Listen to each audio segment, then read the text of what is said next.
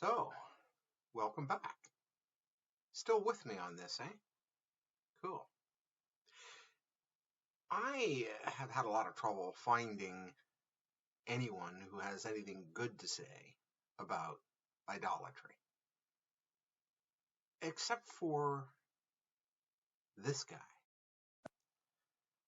Rabbi Avraham Yitzhak HaKohen Kook, also known as Rav Kook. He was an Orthodox rabbi from Russia and one of the founders of Hebrew University in Jerusalem. He became the very first Ashkenazi chief rabbi of Eretz Israel in 1921 during the British Mandate.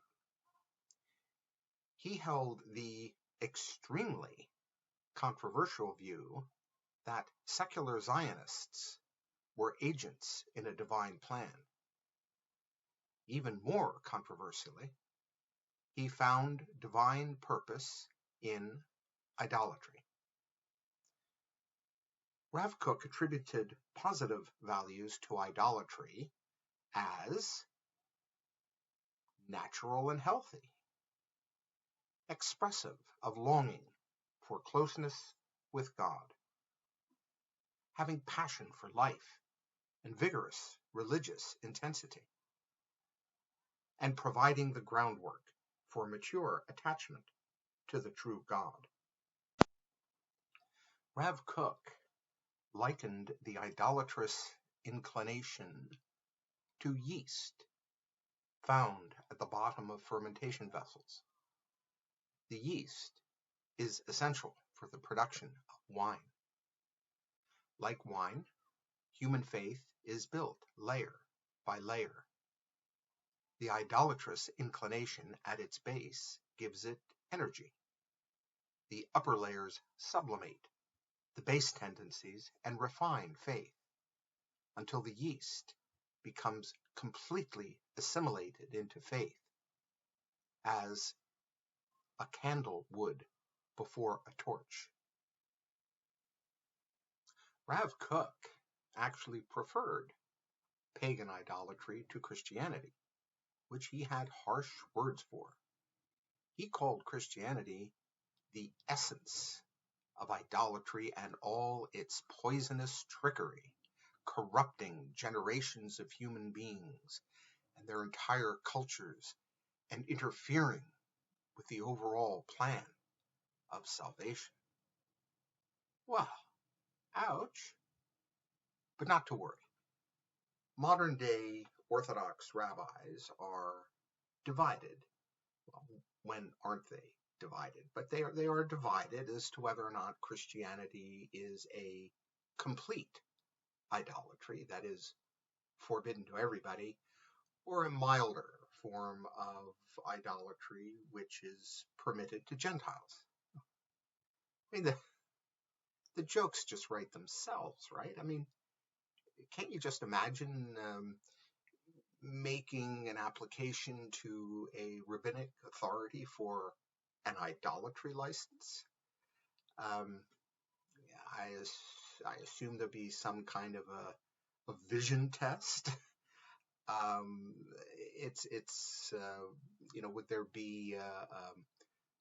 Would there be a one-time fee, or would there be a requirement to pay a percentage of gross institutional revenue? Would there be restrictions? For instance, it's okay to bow down to an idol, but no groveling. Groveling is completely forbidden. All joking aside, there is a story about the Prophet Muhammad when he was a child that conveys the deliberateness of his later revelations as non-idolatrous. It all concerns a mysterious person living in Syria named Bahira, who saw Muhammad's family's caravan passing by and invited them all to stay with him. The young prophet was traveling with his much beloved uncle, Abu Talib, who was a great poet and who became the personal protector of the prophet, which was a challenging role. The bizarre thing is that the story has come to us in 3 versions. One where Bahira is a Jewish rabbi, one where he is a Nestorian monk, and another where he is an Arian monk. The only things that those groups had in common in the late 6th century was that they had all been declared heretics at councils of the Christian Church. Jews had long since rejected Christianity. Arians accepted our Lord's divinity, but rejected that he is a deity. The Nestorians presented Jesus not as a suffering servant, but rather as a warrior king and a rescuer of Israel. Heretics, the Christians said, the lot of them. Bahira, whoever he was, predicted Muhammad's future greatness based on the movement of tree branches and clouds that moved to shade the child from the desert sun. He mentioned this to Abu Talib and stressed that his nephew Muhammad should be kept away from both the Jews and the Byzantine Christians in Syria. As an adult, the prophet anticipated that the Jews of Medina would rejoice at his message of revelation. He was wrong about that, but the implication is clear that he expected a stamp of approval for a revelation that the Jews would not consider idolatrous. Too bad. But here is the good news. The Jews have never considered the Islamic revelation to be idolatrous. In Jewish law, Christianity caught a big break with a halakhic ruling in the 16th century by the Polish rabbi Moshe Isserles, also known as the Ramah. He had to decide on the permissibility of a Jew causing a non-Jew to swear in the name of his or her religion. To answer this, he went to the law of the Noachides, which is a Talmudic formulation of the laws applicable to Noah and his descendants, which is everyone, Jews and Gentiles. He ended up ruling that Christianity is not idolatrous. But this was contrary to the prevailing view of the Rambam and others. While the ruling has been hotly debated since, the Ramah is still widely respected as the Polish Maimonides and a bedrock of modern halakha. I now summarize my own defense of idolatry in 5 points. I start with a practical observation. One cannot escape or destroy idolatry. Idolatry is like infinite regress, that is, the explosions within formal logic. You might not like it, but it is here to stay. Any successful attack on idolatry only ends in another idolatry. The destruction of something not God gets viewed as a godly act. And God, confined to action, is just another confining of the Creator to the creation. Put another way, when one destroys an idol, annihilating its legitimacy, all that has happened is that the legitimacy of destroying an idol becomes just another image. even if only a mental image. The idol has been destroyed, but in that destruction, the idol has simply been replaced with another. Unlike idols themselves, idolatry is indestructible. My good friend Rav Kook went a bit further than this and maintained that it is only through atheism that one can avoid idolatry, which to me is strange, since at their best they are really the same thing. Anyway, he said that the repudiation of belief in the form of atheism is necessary to remove what Rav Kook called specific forms from our conception of divinity, to cleanse the mind so that the more sublime knowledge of God can erect its temple. Ironically, therefore, since the true expression of monotheism induces one to divest God of all attributions, atheism is the only elocution about God that is not culpable of endorsing a false image. A succinct expression of this paradox comes from Henri Atlan, a modern-day French-Algerian Jewish scientist with a background in Talmud. He said, "The personal God of monotheistic theology is the ultimate idol, since the only discourse about God that is not idolatrous is necessarily an atheistic discourse. Alternatively, whatever the discourse, the only God who is not an idol is a God who is not a God."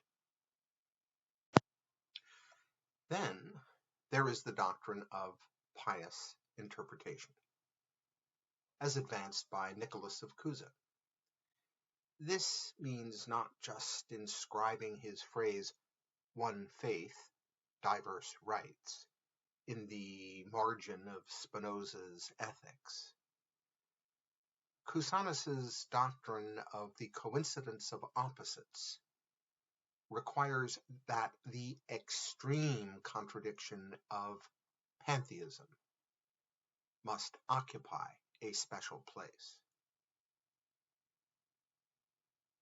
Next, I urge upon you the polished clarity of the Spinozan lens.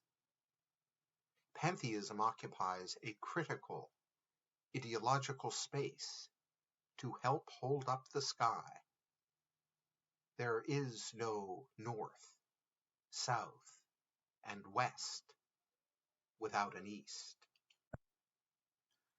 As the purest idolatry, positing an uncreated universe as being God herself, pantheism provides a view of the divine as a perfect mirror, a precise representation, but in reverse. If the ultimate apophatic statement is that God must not be confined to her creation, then the extreme confinement of pantheism provides a reverse image of the Creator, a physical idol made entirely by reference to what it is not. Pantheism is a holographic mirror, where the reality of the divine is not just reflected as an image, but rather reproduced in all its dimensions, only, as I say, in reverse. Next, pantheism is an important ally against fascism. You see, better-minded persons always oppose fascism. Looking back on World War II, Christians venerate Dietrich Bonhoeffer, not Pope Pius XII. Okay, sure, there are theoretical links between Spinoza and fascism, but we find the same thing in the imperial Christianity established by St. Augustine of Hippo. On the historical record to date, however, pantheists have been on the right side of history where authoritarianism is concerned. Spinoza himself believed that the object of the state is human freedom. Finally, idolatrous practice guarantees purposeful freedom.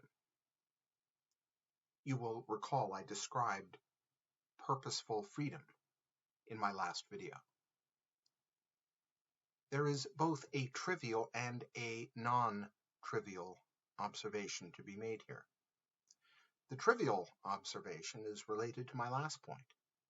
It is that the secularists, more than anyone, have done a superb job in establishing and advancing the liberal programs of emancipation, such as democracy, labor movements, and civil rights. The best example is the United States of America. The founding fathers of the United States were all quietly pagan, but it was certainly no secret. The people of colonial Philadelphia were shocked when Methodist evangelist George Whitefield came to town, and Benjamin Franklin afterwards wrote a favorable review of his outdoor sermon. The two of them even became friends. This was very unexpected. Franklin, like the other founding fathers, was a deist in the atheistic tradition of the early 18th century Irish pantheist John Toland, who, as I already mentioned, first coined the word pantheism after Spinoza died. Toland was the first person to be labeled a free thinker, that is, a person free of preconceived notions. The American deists, similarly, rejected received wisdom, as prominently appears in the Declaration of Independence. They preferred their truths to be self-evident, not preconceived. If you look it up, you will see that the document refers to God as nature's God. My non-trivial point about purposeful freedom is that the experiential universe is and should remain completely consistent with the secularist view. If atheism is not a rational choice, there is no freedom to believe or not believe. The continued wide acceptance of intellectual secularism confirms that believers have turned to their Creator freely. There is no belief without consent. Violent interruption of reality with the episodic miraculous vitiates that consent. There is no godliness in witnessing such outrageous trauma. For our own freedom, we should want atheism to appear true and to be true. Idolatry should be more plausibly true than anything else. Why? God would want both her and you to be your choice over everything, including truth or whatever else you think you have that is reliable. In other words, yes, the earth shall be filled with the glory of God, as the waters cover the sea. But some people may not notice that they are breathing underwater.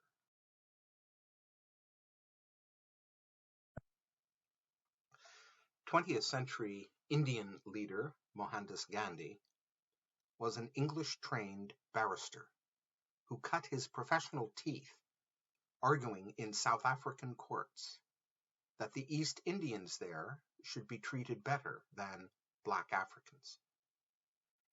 He returned to India to pursue political independence.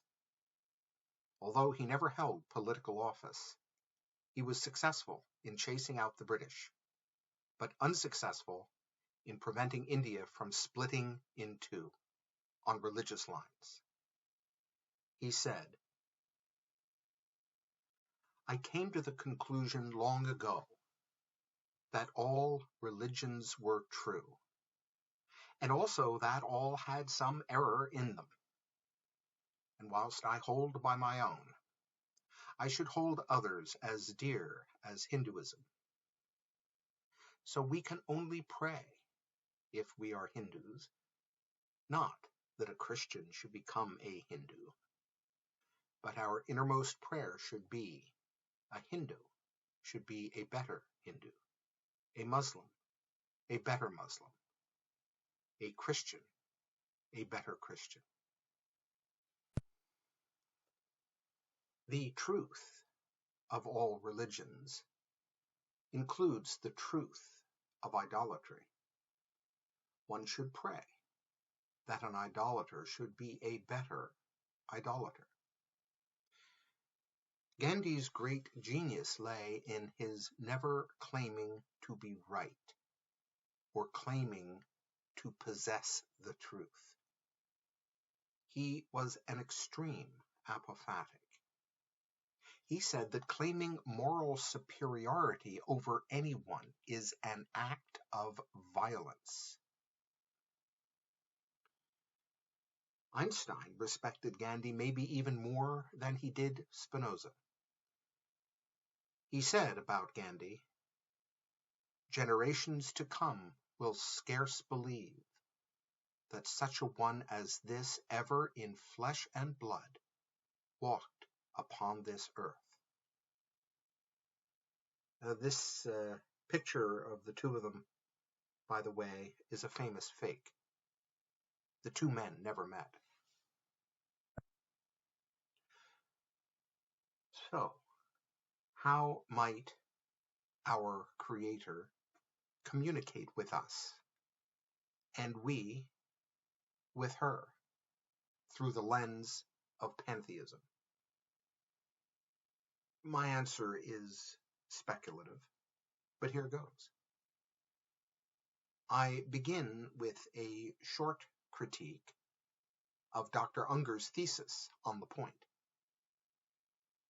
First of all, Dr. Unger agrees to look through the Spinozan lens, at least in part. He wrote, "Spinoza was right. There can only be one regime in the world. There is no kingdom within a kingdom." Dr. Unger does not accept Spinoza without reservation. He even downgrades Spinoza's pantheism to panentheism, with the observation that Spinoza's nature God, to be God, is more than the sum of her parts.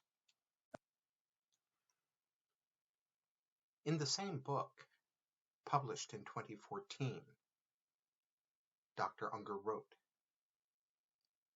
"The content of the doctrine of the one regime is not self-evident. There is one regime, but it is not the one that Spinoza described. His account of the one regime is, in some respects, a variant of the project of classical ontology, a world of timeless substances. It is, in other respects, a panentheism, if not a pantheism. God is the world itself, or the world as a whole that is more than the sum of its parts.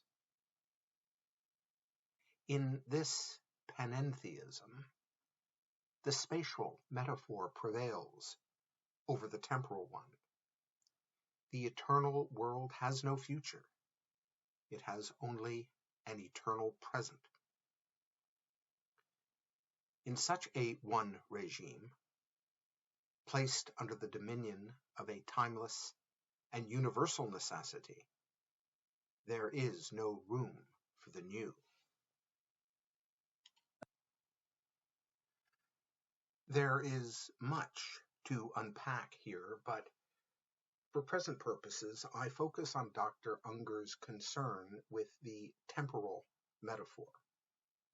He uses expressions like time precedes structure and time is inclusively real and time goes all the way down, imposing change on everything, including the laws of nature. In this way, he says, nature gives laws to itself as it goes along. Time, he insists, is not an epiphenomenon to be explained in terms of mathematical or physical constants, but instead is, as I mentioned, inclusively real. Recall in this context my earlier comment that the Spinozan universe is forever tyrannized by the changelessness of time. The idea of time itself being within time and subject to it is not a new idea. It appears, for instance, in the third theological oration of Gregory of Nazianzus, also known as Gregory the Theologian. Gregory lived in the 4th century, and he became the most popular writer in the Byzantine Empire for over 1,000 years. He was one of a 3-person brain trust in northern Anatolia, in modern-day Turkey, called the Cappadocian Fathers.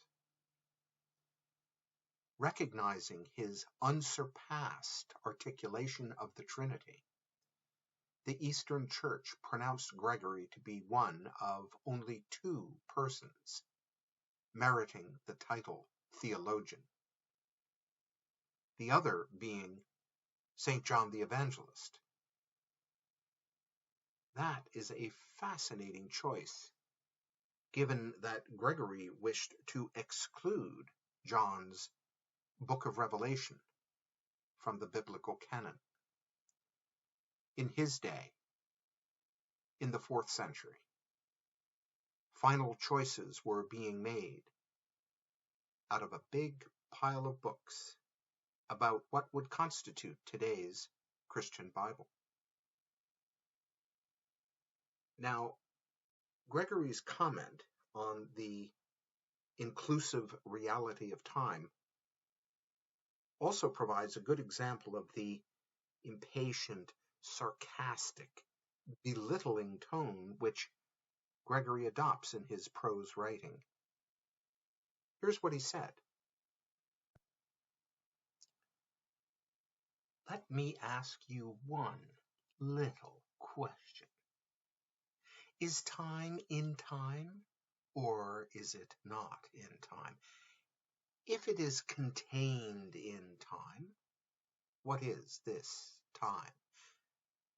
And why is this time different from the time it contains? And how does it contain it? But if time is not contained in time, what surpassing wisdom will introduce a timeless time. Dr. Unger says much the same thing, but he grounds his discussion on the empirical record of the Big Bang. The elementary constituents of the world and the laws, symmetries, and supposed constants, which now form the main object of basic science, once did not exist. The distinction between the laws of nature and the phenomena that they govern did not then apply, and may one day no longer hold. Time would not be inclusively real if everything in nature, including the ways in which change changes, failed to change sooner or later. For then there would be laws, symmetries, or constants exempt from the reach of time. The change of change is more than an ornament of the power of time. It is an expression of its character. Time, which could not be detected or measured if change failed to occur unevenly and discontinuously, may be defined as the susceptibility to such change and as the transformation of transformation. Dr. Unger is certainly correct that the universe right after the Big Bang was a very different place. For the first 400,000 years, there were no atoms. It was too hot for atomic nuclei to capture electrons. The first stars sparkled into life about 250 million years after the Big Bang, and the first galaxies shortly after that.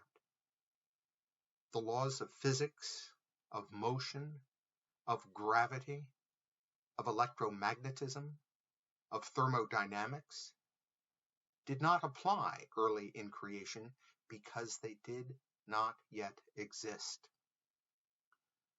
Most interesting is that the Big Bang did not happen at any particular place, because at that moment, space did not exist.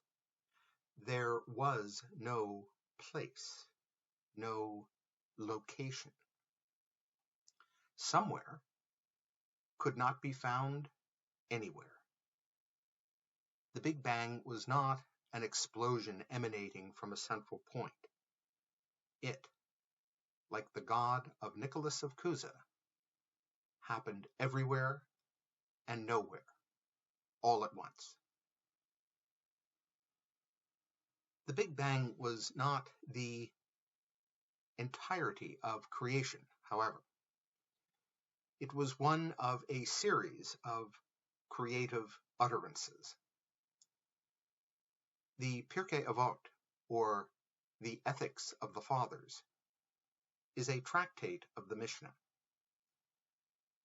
It stresses that God could have created the universe with a single utterance, and invites us to compare that possibility with the apparent divine preference for a series of creative utterances.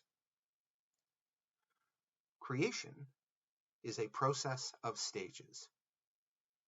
While the stages are separate, there is no necessary separation among them in time, given that time is part of what got created. And, as Dr. Unger notes, time itself is subject to the change imposed by time on everything. Creation could have happened differently, and it still can have happened differently, as I hope to persuade you. Okay, So the laws of nature have changed over time, and one might infer that they will change again. On this model, Dr. Unger imagines the change of change and the transformation of transformation. To follow along with this, I note that the monolith of natural law, in its current formulation, does show some small cracks. I refer here to the fine structure constant, which is the most accurately known fundamental constant in physics. It closely approximates the fraction 1 over 137. It quantifies the strength of the electromagnetic interaction between certain subatomic particles. Without it, stars could never have generated carbon and oxygen. In fact, chemistry would never have existed. Unlike other constants in nature, the fine structure constant has no dimensions, with no relation to units of time and space. It applies equally to miles per hour and furlongs per fortnight. It is simply a pure number. The fine structure constant gets mentioned every time anyone observes how very finely tuned the universe is for the existence of life. The great American theoretical physicist Richard Feynman commented about the fine structure constant. It's one of the greatest damn mysteries of physics, a magic number that comes to us with no understanding by humans. You might say the hand of God wrote that number, and we don't know how he pushed his pencil. Post-Feynman, in the last 20 years, scientists have detected tiny variations in the fine structure constant in light emitted from a quasar 13 billion light years away. The location and size of the variations suggest also that there is a dipole directionality in the universe, a kind of a north-south quality. These findings are not without controversy, but they do strangely coincide with independent findings about directionality in the universe. Changes to this fundamental and mysterious constant do not, however, inspire Dr. Unger. Any suggestion that the laws of nature may be mutable confronts the countervailing fact that they appear to have been stable from early in the history of the present universe. The possible exceptions seem only to confirm the permanence of the laws. I suggest two alternative speculative approaches, which both end up in the same place. First, if time changes itself, then it makes sense to imagine this change as affecting all the attributes of time, not just some. That time changed natural laws after the Big Bang is clear. But why conclude that time is less changeable than other dictates of natural law? Time changed all natural law. So, why should not time also change all attributes of time? In particular, why surrender to an assessment of time as merely linear? A second approach is the conceptualization of the change of change without reference to nature at all, but rather to a principled unfolding of existing relationships found outside nature and established within the salvationist narratives. On the first point, Dr. Unger assumes certain unchangeable attributes of time, particularly the global irreversibility of time. He writes, "The irreversibility of time is the foundation of the asymmetry between past and future. The past is closed. The impossibility of changing it is, for the scientific investigation of the world, a requirement of causal continuity." These statements, however, diminish Dr. Unger's own assertion of the inclusive reality of time. If that inclusive reality extends to the change of time, then surely irreversibility is on the table. Dr. Unger suggests changing the timeline while insisting that it remain a line, thus retaining its most prominent characteristic. Compare time to a river interrupted by a waterfall, where the future arrives from upstream, then collapses over the razor edge of the precipice, which is the present, and finally thunders down into the past, which is the confused and frothy gorge below. The present is the point where three-dimensional water passes through a flat, two-dimensional plane. The water maintains all its three dimensions, but it is the two-dimensional graphene slice of water that constitutes the present. The self-contradiction of the motion of the water, remember Zeno's arrow, means there is no present. As soon as you look, it's gone. Entropy, the cooling down of the universe, washes the future out to sea. Whatever visual or other model you use, the experience of time has established a powerful triple presumption. First, there is the presumption that we can and do know more about the past than we know about the future. Secondly, we are more empowered to control or create the future than the past.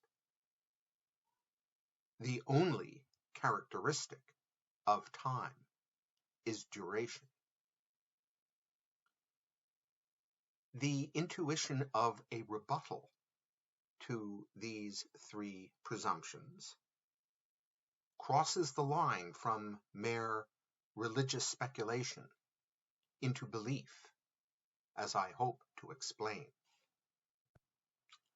Time often gets called the fourth dimension. A dimension is simply something that can be measured. And people who feel that they can measure time present time as being a measurable dimension. But time cannot be measured. Time is a busy, active, potent force. In 1814, French scientist and philosopher Pierre-Simon Laplace theorized that if in one moment you knew everything in the present, that is, everything that time had done or caused or witnessed or allowed or forced or whatever it is time does, then one could know all the past and all the future. Well, good luck with that. And the problem is not with achieving a perspective of omniscience. The problem is that this view negates the change of change, and it negates chance. You see, whether time's cruel hours indignant, to use Tennyson's phrase, beat us into despair, or inspire us to vision, it is a relentless, deafening waterfall, arriving without fail and without pause at the rate of 1 second per second. It is the future, arriving from upstream, reordering itself as it cascades all the way down, that most affects the downstream past. The fact that we experience only a two-dimensional present does not negate that time exists in 3 dimensions, maybe more. Length, breadth, and width are true dimensions, measurable, passive, and unimposing. Measure them or not, they do not care. We can move about within them freely or choose not to. Time, as I say, gets referred to as a 4th dimension in addition to the spatial dimensions. But for it to be a dimension, we would have to be able to move about freely within it, as we do with the spatial dimensions. In 1949, Kurt Gödel produced another remarkable proof. He showed that in any universe described by the theory of relativity, time cannot exist. Perhaps the 100-year-old idea of space-time is rubbish. In any event, this proof has led to recent research on time, suggesting that the universe does not take place in time as a physical dimension. Time might be solely a numerical order of universal change, that is, exclusively a mathematical quantity. Time is merely the duration of change. This would be an unfortunate and short-sighted conclusion to confine time to that part of it we feel we can measure. It is only one small, uninteresting aspect of time that can be measured, namely duration. It is a human characteristic, and particularly a human male characteristic, that to name, categorize, or measure something is somehow to conquer it. Now, it hasn't worked. We have atomic clocks, quartz watches, and sundials, but to no avail. The best we've been able to do with measuring time is to set dates and times, to coordinate activities among ourselves, and to rescue ourselves from a social state of Brownian motion. Can it possibly be the case that time has only one dimension, only one comprehensible component? And if it does, might that not itself change over time? In other words, why accept that time changes how change occurs, but exclude from that the possibility of changing how time is finalized, or changing the necessity of such finalization?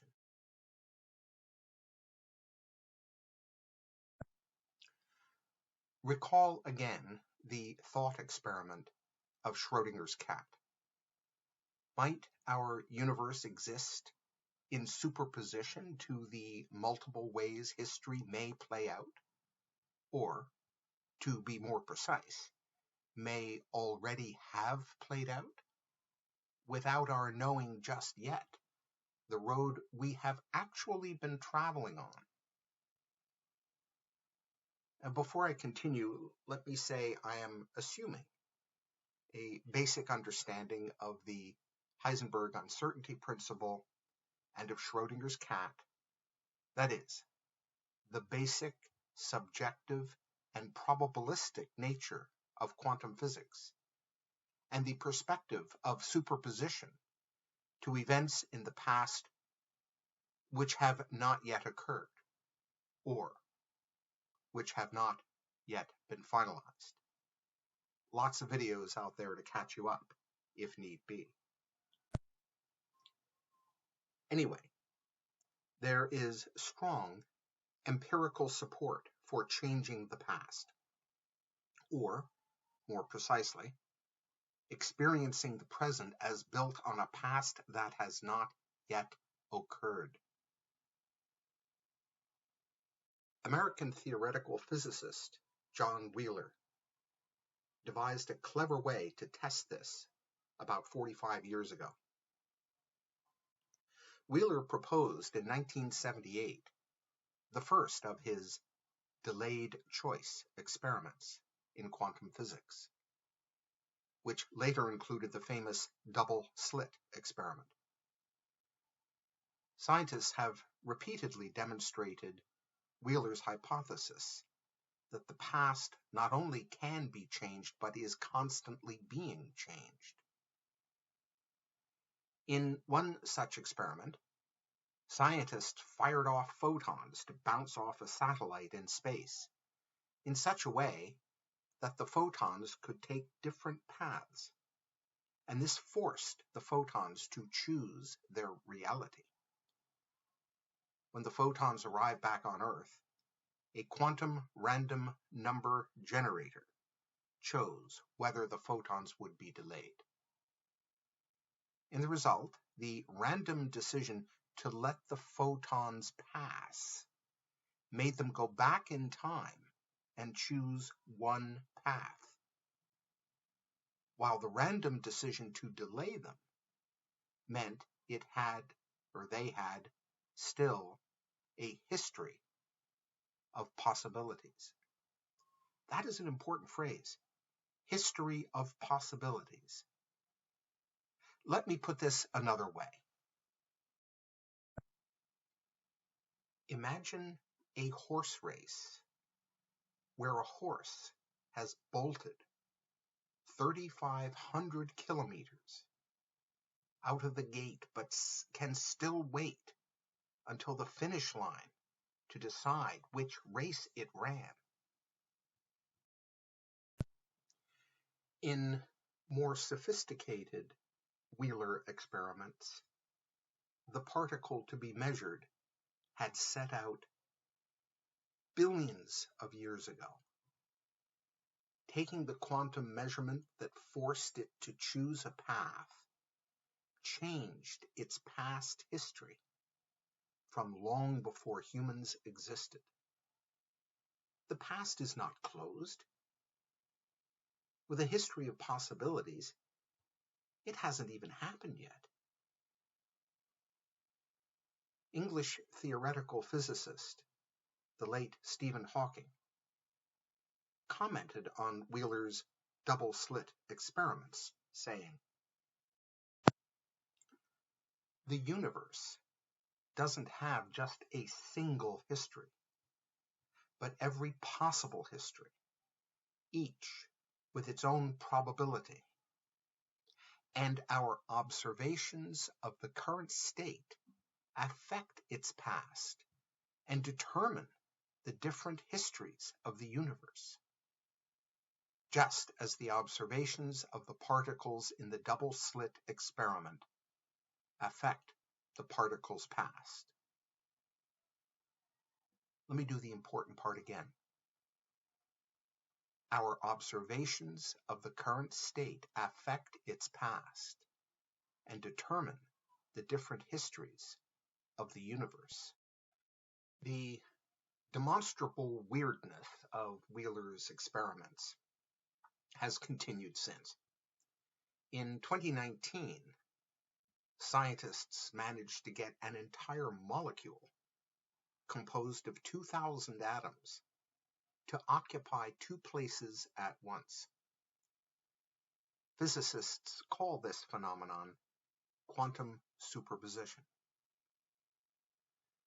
In that same year, other researchers working with quantum gravity demonstrated experimentally how an event can cause an effect that occurred earlier in time. At the quantum level, many processes are called time reversible, wherein there is simply no distinction between past, present, and future. Scientists have been able to cause these time reversals. And here is my favorite report from the physics lab. There are certain particles that have no mass, and all massless particles are intrinsically stable, as no time passes for them in their frame of reference, and they can never decay. And now there is also support in the salvationist narratives of both Christianity and Islam for changing the past as a means of changing the present and, by implication, the future. Consider the holy city of Mecca. It was the birthplace of Muhammad. It was where he received his first revelations. The Holy Quran describes it as mother of all the cities. Now try this on for size. There is absolutely no archaeological or historical record of Mecca before the 8th century. The first direct reference to Mecca in external literature occurred in 741 AD in the Byzantine Arab Chronicle, a very short document written in Latin by a Spanish Christian convert to Islam. It first appeared more than 100 years after the death of Muhammad. This crazy bit of non-history has given rise to Islamophobic conspiracy theories seeking to delegitimize Islam. But I see just the opposite. I mean, just look at this map showing the astonishing spread of Islam in the first century of its existence. It was a new religion that marketed itself as the revival of an ancient religion which had returned as a corrective measure. It tore through the landscape as a heady mix of trade facilitation, military conquest, guaranteed protection from enslavement, and a very effective taxation device, whereby the conquered had the option to pay taxes or convert to Islam. By the year 741, when we find this first historical mention of Mecca, Islam had already spread to India, all through Persia, north to the Caucasus, throughout the entire Middle East, across North Africa and up into Spain, only to be turned back in France by the Frankish king, Charles Martel, at the Battle of Tours in 732.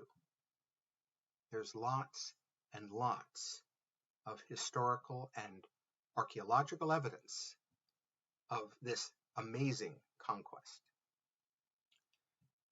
But, as I say, there is no record of Mecca existing until 741. The city of Mecca is a temporal anomaly, a rupture in the space-time continuum, wherein Muhammad prophesied not just the future, but also the past, which at his word came into existence as something that pre-existed him, something already ancient at the time of its own creation, like Islam itself, as well as the place where the prophet was born and where the prophet Abraham built the Kaaba with his son Ishmael.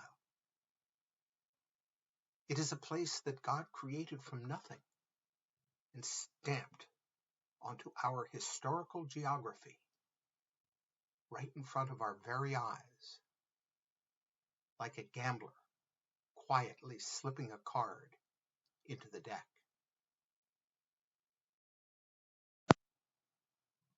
I have already commented in an earlier video about the parachronistic aspect of Christian theology, in the sense of equating the present and the future as occurring simultaneously.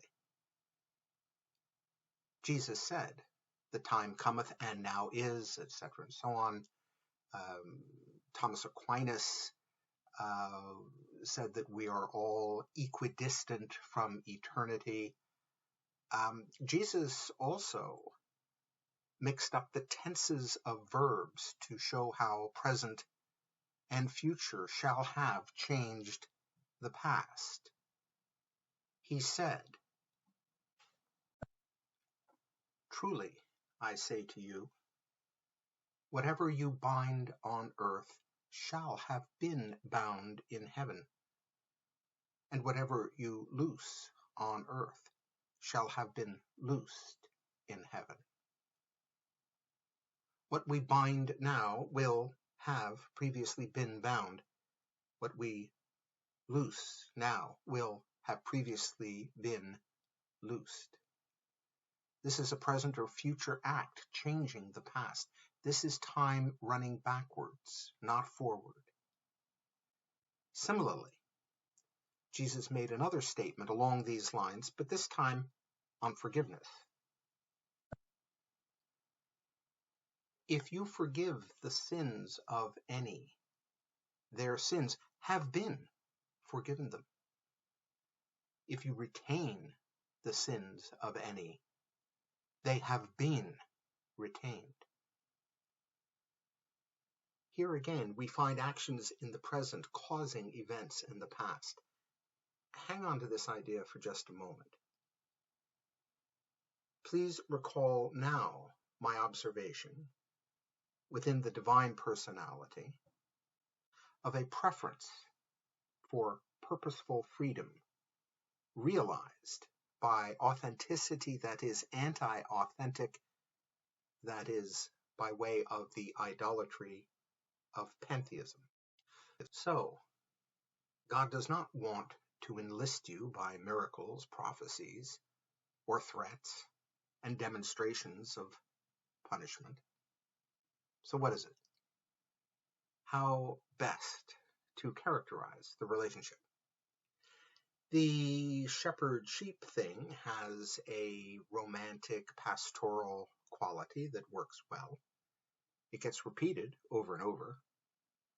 We find this in the Psalms. Be ye sure that the Lord, he is God.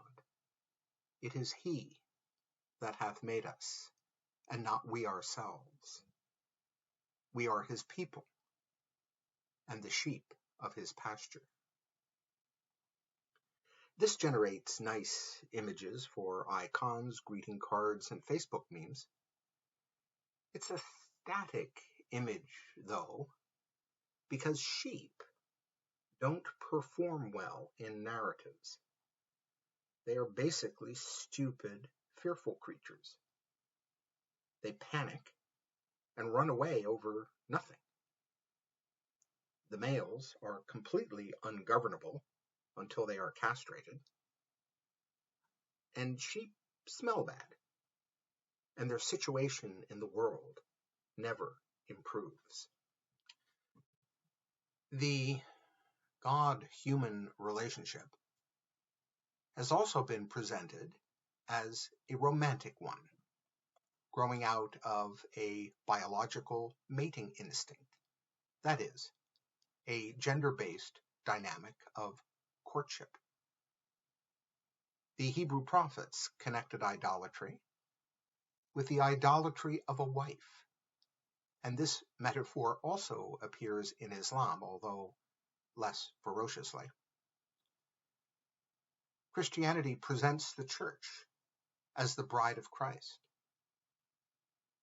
The romantic model, however, is an unhelpful insight.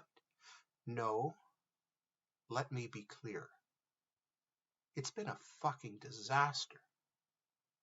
It is inconsistent with the foundational revelation that both men and women are made in the image of God. The romantic model does not seem to actuate any of the key narratives, except for the prophet Hosea and his wife Gomer, who left him to become a sex worker, and whose side of the story we never hear. Even worse, the romantic model has endlessly fed into the feminizing and subjugation of women, delegitimizing received wisdom for half the species. Consider, for instance, patriarchy, which has become a polemical term. The story of the biblical patriarchs, however, has nothing to do with the fact that they all presumably had penises. Instead, the patriarchal narratives are grounded in the usurpation of the expected. That is, the displacement and not the reaffirmation of the presumptive ordering of life. Abraham usurped Eretz Israel from its inhabitants. His wife Sarah's bizarre geriatric pregnancy permitted their son Isaac to usurp the heritage of his brother Ishmael. This was after he himself was strangely usurped by a sheep at Mount Moriah. Isaac's son Jacob got his mom to help him usurp his brother Esau, and Jacob's own kids ganged up to usurp his favorite son, Joseph.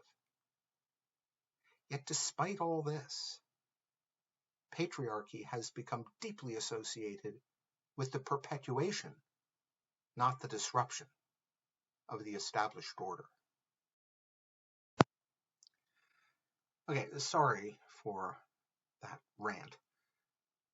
Anyway, the point I want to make here is that the best relationship model is that of friendship. All three religions reveal friendship as the highest characterization of the human relationship with the divine. All three of the big kahunas in Salvation Town, Moses, Jesus, and Muhammad, declared this in poignant terms.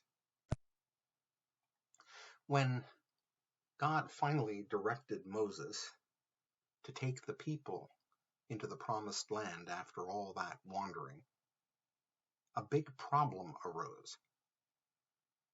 Because of the acute unpleasantness with idol worshipping, the golden calf, God said she would not go with them into the land. They were now completely on their own. So then, Moses ducked into his tent of meeting, where he regularly encountered God, and we read this extraordinary sentence. And God spoke to Moses as one speaks to a friend. Moses then told God he did not want to go into the land without God. Then God, his friend, said, okay, she'd go along after all. At the Last Supper, saying goodbye before his death the next day, Jesus drew the distinction between friends and servants. I no longer call you servants, because a servant does not know his master's business. Instead, I have called you friends, for everything that I learned from my Father, I have made known to you. And as another plug for my own personal salvation dude, when Jesus said in Luke 11, to the one who knocks, the door will be opened, the underlying narrative was that of knocking on a friend's locked door in the middle of the night to ask for a favor. And finally, Islam is suffused with the premise of divine friendship. Abraham was a friend of God because of his humility in prayer. Muhammad's relationship was also that of friendship. The prophet said, Allah Almighty has taken me as his best friend, just as he took Abraham as his best friend. In Arabic, the word for saint is wali, which means literally a friend of God. A similar expression refers to one of the names of God in Islam, which simply means friend. What is friendship? We can say that friendship is subjective, mutual, and evolving. It can be cultivated like a crop or a flower garden. If it is untended, it dies. Friendship can be surprising, but it is typically reliable. There are recurring themes in friendship: laughter and celebration, tears and consolation, the joy of companionship and the comparative sadness of being alone, that is, without one's friend. A friend makes sacrifices in the name of friendship. In philosophical terms, a friend is willing to abuse the prerogative of speculative thought by trading enlightenment for consolation. The central theme is sharing, and this includes lofty abstractions like values and hopes and fears, as well as mundane activities like eating and drinking and sitting in the shade. Friendships arise and strengthen in the course of shared projects, such as employment, family, art, music, education, childcare, sports, politics, recreation, or war. Friendship only ever arises from shared experiences, occurring both within time and within a zone of mutual vulnerability and trust, a zone of equality, even between unequals. The late Harold Bloom of Yale University credited William Shakespeare with the invention of the human, the inauguration of personality as we have come to understand it. This is a fair comment.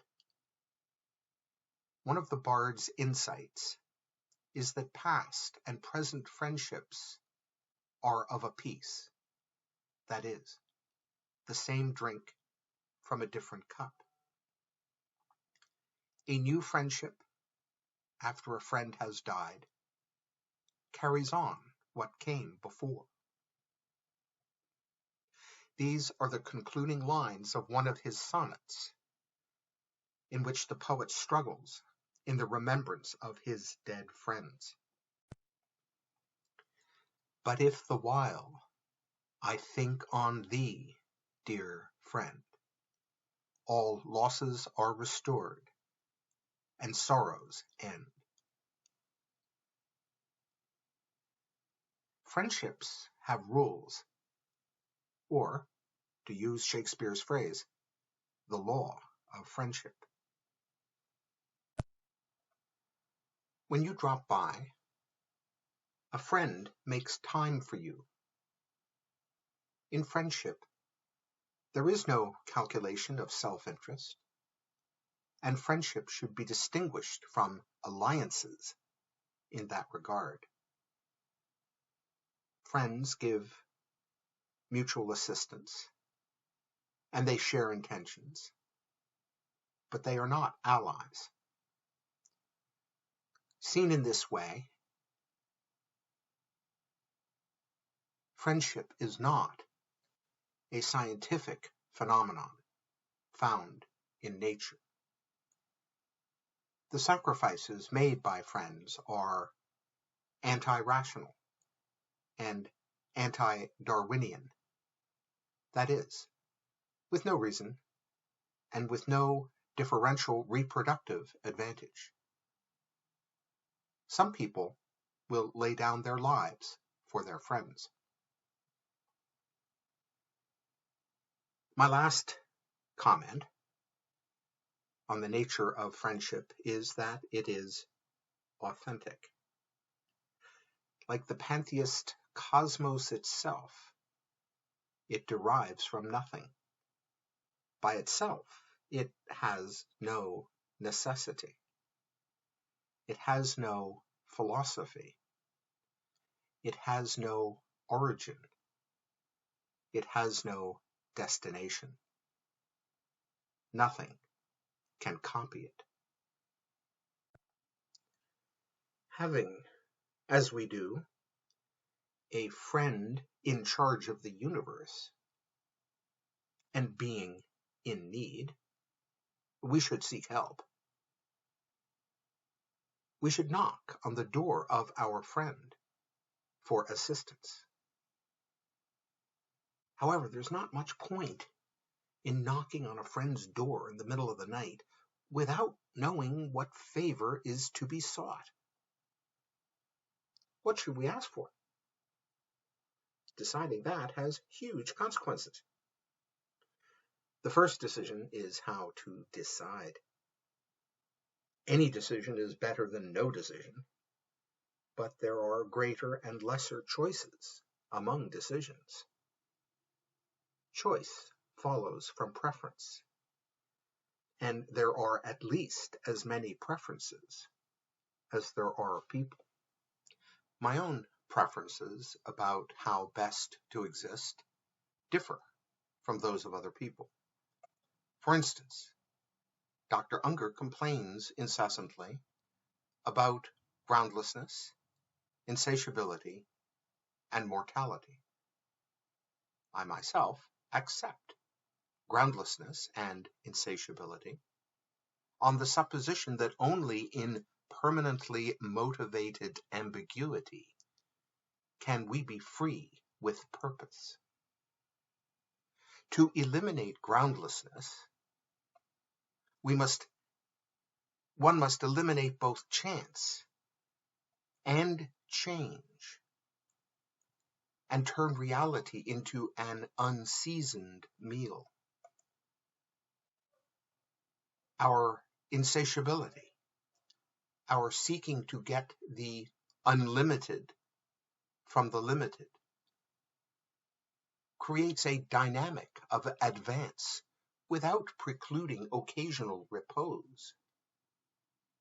The request to our friend should therefore anticipate revision in both the present and in the future, both for the adjacent possible and for the distant possible.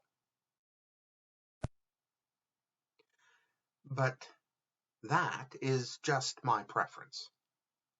How do we deal with differing and incompatible preferences? Should not each person, by autonomous thought and deed, dictate the universe in which they live? On that model, we would not have to settle for merely the lowest common denominator of our aspirations as a species, which is immortality, and avoid negotiating a utilitarian maximizing of common preferences. How much better to establish the single regime of the individual, which is a holographic rendering of that person's parameters. This is the many mansions model of the single house. On an experimental model of salvation, we could methodically answer the question whether there is safety or justice in limiting the experience of a soul to what that soul envisions. Is it fair to penalize for limited imagination? It certainly seems pointless to offer what cannot be understood. Whatever the answer, I do not know why we should fear an atomization of experience into multiverses. Existence is already atomized in this way, and can be organized and reorganized, in whole or in part, or just left in the wind, as we may please. There is a computer software term called WYSIWYG. That is an acronym for what you see is what you get. It is an editing feature where you can see how the end result will look as you are editing. Just how many times do quantum physicists have to tell us that the makeup of our reality is subjective before we believe them? Seeking and finding are the same thing. So, once again, what should we ask for? My 2 cents worth is that we should ask for the past to be changed so as to enhance both our present and our future. The visual analogy is that of laying down ceramic floor tiles. The location of the first tile establishes the position of all the rest. Moving the first tile changes the position of all the others. How do we want them to look after we rip them up and move them all? And what would that look like in the real world? I don't think it matters, except my first thought is that it must be a mistake to poke around in the natural world for it. As I mentioned, the natural world contains unprovable truth. Looking in the natural for hints about the supernatural seeks only to replace one enigma with another. This is no better than sifting through tea leaves for what they may reveal. We should not request something we cannot understand. To make changes within nature, for instance, changes to the manner in which time unfolds, is a request beyond our understanding. For example, if, as I have suggested, the law of the excluded middle is up for grabs, is there any realistic chance that we could choose wisely whether to enforce it or repeal it altogether? We barely understand how nature works in its present form, let alone how it might function differently under different natural laws. Observation affects reality at the quantum level, that is, at the most basic level of our constituent physical parts. What we see and how we see it governs which of limitless universes we move through. There is nothing, however, in the empirical record to suggest that, as a species, we are capable of conceptualizing or articulating an upgrade to natural laws. Our faculties are better applied to envision carefully what we want to see and to consider which parts of our humanity merit being packed up for a long journey that occupies no time and traverses no space. There is no point in overly restricting what we ask of our friend in charge of the universe. It could range from the trivial to the utopian.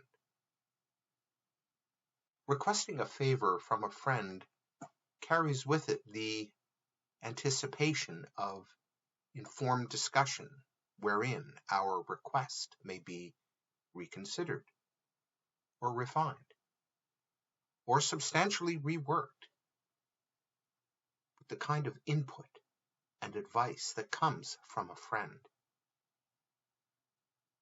Changing the past can happen in many different ways. For instance, if we view ourselves in superposition to unresolved events in the past, that in the future choose their own history to create our present. We could shop in a market of outcomes and choose a past and a present that we prefer as overture to the future. Rather than seeking to adjust natural laws, I say it is better to ask our friend about making changes instead to the scriptural narratives we already have and which are at least somewhat accessible to us in their simplicity. Different changes can accommodate differing sets of understanding. There are limitless, fanciful possibilities if I can just go free-rolling here for a second. For instance, those people, and I am not one of them, who trace our difficulties to the sins of Adam and Eve, might seek an appeal of their verdict for want of jurisdiction. When the rules of the garden were set, the prohibition of eating the fruit of knowledge was stated to be only immediate death, that very day, not a tedious, painful, cursed existence, much later followed by death, which became the woeful inheritance of succeeding generations. Another time-altering variant could be that these ancestors of humanity could have easily chosen to eat of the tree of life first, and thus secured godlike immortality prior to consuming the illegal fruit of godlike knowledge. There was no prohibition on the immortality tree, at least not at first. It was blind, stupid bad luck. Eve chose the knowledge tree. Adam had failed to pass on to her that only one of the two trees in the middle of the garden was a problem. He said, stay away from both trees in the middle. Maybe as the first recorded instance of mansplaining, or, more generously, as a prototype of building a fence around the Torah, as the concept later came to be known. So, switch it up. Change it, that they chowed down on the immortality fruit right away and never knew death. Run those timelines side by side in history class. Then pick one. Another variant, and these are endless, is that there was material non-disclosure about the availability of godliness in the two trees which bore the fruit of knowledge and of immortality. Uninformed compliance with a law does little to honor that law. Uninformed disobedience of a law should not support a verdict of intentional non-compliance. For us Christians, we might consider our own time-altering variant, which maintains and then develops the victory of Jesus' humble procession into Jerusalem on Palm Sunday. That is, without the unexpected, gut-wrenching reversal at Gethsemane. It was the most magnificent, subtle, and sublime triumphal procession of all time. And what would that humble triumph, uninterrupted, have looked like after 1,000 years, or 10,000, or more? While we celebrate the humility of our Lord and Savior, and we are ourselves transformed by his precious death and resurrection, do we, and I mean do we, desire him to have been brutally executed as a criminal? The Holy Quran states Jesus was never crucified, and instead of dying was caught up into God's presence, like Enoch or Elijah.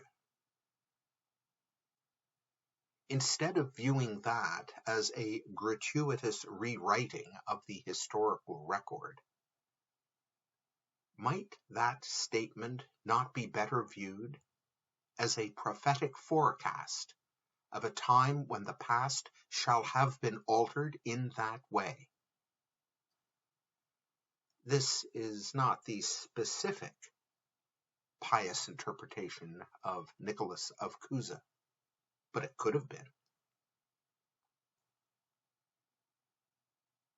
The Prophet Muhammad prophesied a future where the past would be different from what it had been, that is, where the past had changed.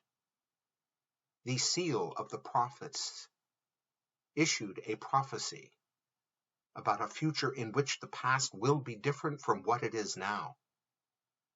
We are in superposition to what our own past will become. This is pure fantasy, of course.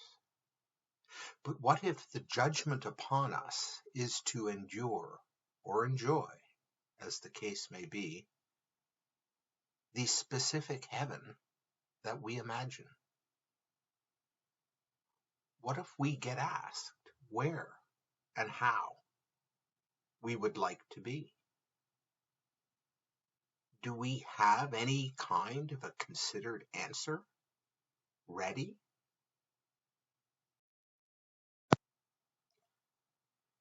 The Jewish view, I should point out, might not support changing the past, although I could be wrong. There is an ancient Jewish tradition of Tikkun Olam, or the perfection of the world.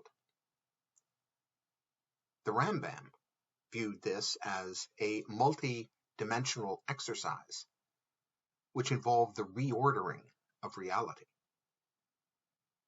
Lurianic Kabbalah interpreted it as the separation of holiness from creation, thus depriving the physical world of its very existence and destroying the material universe. Over the centuries, meditations on the mechanism of Tikkun Olam implicitly consider rebuilding our raft of reality, both in dry dock and as it founders at sea. Also implicit is that social and institutional reordering not be confined to times of crisis. So, could this entail reordering the past?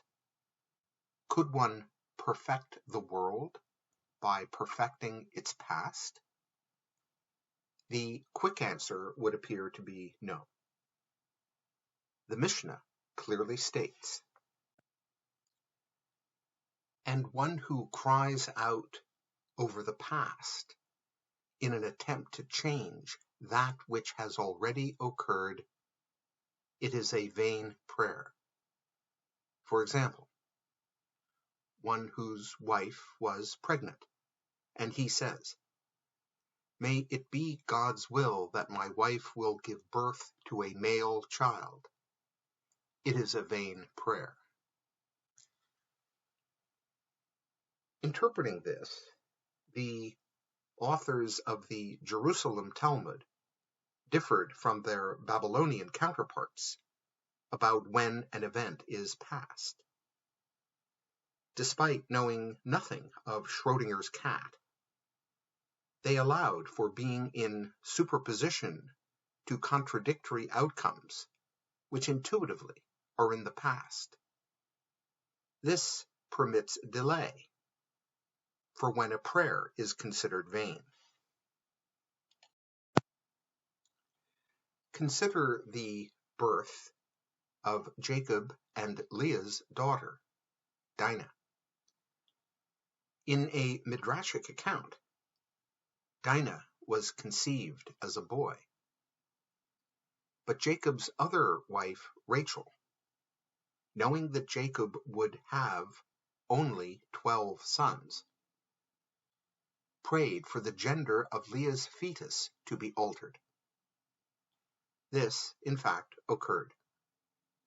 Since 10 sons had already been born to Jacob, Dinah's gender change in utero enabled Rachel to have 2 boys. So, the past got changed. But not so fast. The stern response in the Babylonian Talmud is that miracles provide no precedent. And this itself is a profound observation, and it is at this point that I remind myself to stay in my own lane and not engage in debates which are not my own. At the outset, I proposed friendship with the idolatrous pantheists. I suggest that this secular ecumenism be modeled on our existing friendship with Lady Wisdom. We do this by sharing with both the corrective lens of pantheism, to see what God is as something closely related to what God is not. That is, her reverse holographic image. This is a learning event for us all. Nicholas of Cusa's greatest work was Of Learned Ignorance, which fused his God as giver, gift, and recipient pantheism with the coincidence of opposites. He wrote, "In no way do distinctions exist in the absolute maximum. The absolute maximum is all things, and, while being all, it is none of them. In other words, it is at once the maximum and minimum of being." In short, for Cusanus, God is everything and nothing. God both exists and does not exist. How very metaphorical it is that Spinoza earned his living grinding the very lenses invented by Nicholas of Cusa. To extend the welcome hand of friendship, I conclude with a beautiful and very famous poem by philosopher, poet, and Sufi master Muhammad bin Ali ibn Arabi. He was one of the world's great spiritual leaders. He was yet another amazing thought leader from Andalusian Spain. He was a contemporary of Averroes and Maimonides, though he came along just a little bit later than they did. He actually met Averroes when he was a young man. In his little poem, he offers his heart as a sacred ground for idols. Just a couple of things about Ibn Arabi before I take you to his poem. Ibn Arabi stressed the Islamic idea that each person has a unique path to the truth, which unites all paths in itself, as was later maintained by Nicholas of Cusa. Also, like Cusanus, Ibn Arabi saw learning as forever limited by ignorance, and he was devoted to a similar kind of pious interpretation. For instance, he famously said,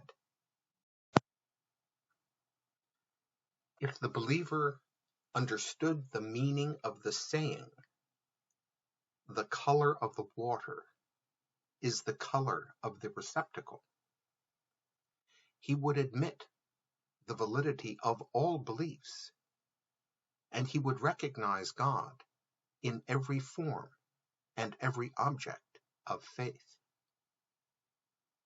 Indeed, water has no color, does it? As with Shakespeare's view of friendship, it is the same drink from a different cup. Ibn Arabi was also open to my own parachronistic interpretations. Of the Prophet Muhammad, he said, "He was a prophet, while Adam was between water and clay, and his elemental structure is the seal of the prophets." Ibn Arabi was a most revered teacher, and not just in the Islamic world. In medieval Europe, he was known as Doctor Maximus, the greatest teacher. In his poem, A Garden Among the Flames, as I've mentioned, he offers his heart as the sacred ground of idols. Here it is. Oh, marvel! A garden among the flames. My heart can take on any form. A meadow for gazelles, a cloister for monks, for the idols, sacred ground, Kaaba for the circling pilgrim, the tables of the Torah, the scrolls of the Quran. I profess the religion of love. Wherever its caravan turns along the way, that is the belief, the faith I keep.